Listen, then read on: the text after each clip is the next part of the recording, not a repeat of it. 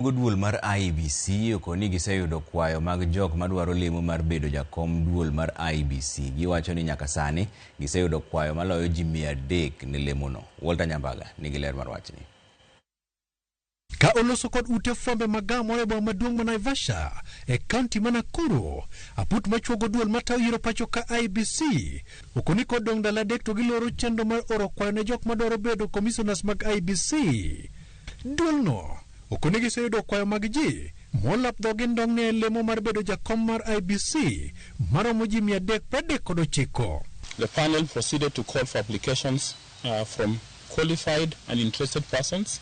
So far, as at 10th February, which is yesterday, the panel had received 339 applications. Aput moyiedhi mochwe kom kod Nelson Makanda okoni gibiro loro chenro no kendo temo goyo kogno e jok mo oro kwayo mar neno ni kochopo dwe mar 5 mar higani to duol mar IEBC biro bedo ni oseikore mar chako loso chenro mag tayo yiero pacho ka. If we give the names by the 25th of April, it means by May we should be having a commission in accordance with the law.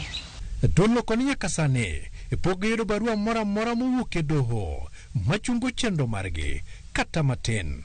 Jumbe mokalo okila Polomboya to kod mane en jatatije riwruok ma okinde pachoka LSK ne odhi e doho kadwaro ni mondo jachut paro ne jatend piny Adam Solo e gweche mag uchumi mondo nyiedh oko e kanyakla mar apudno. We leave it to the court to make decisions, but as far as we are concerned, there are no injunctions.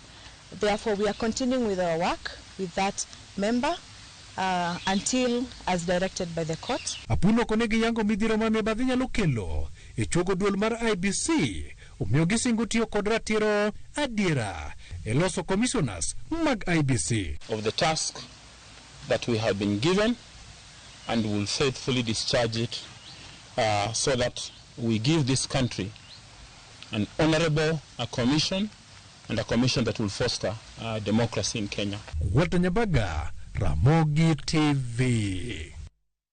Kwa kanyo ni jod bura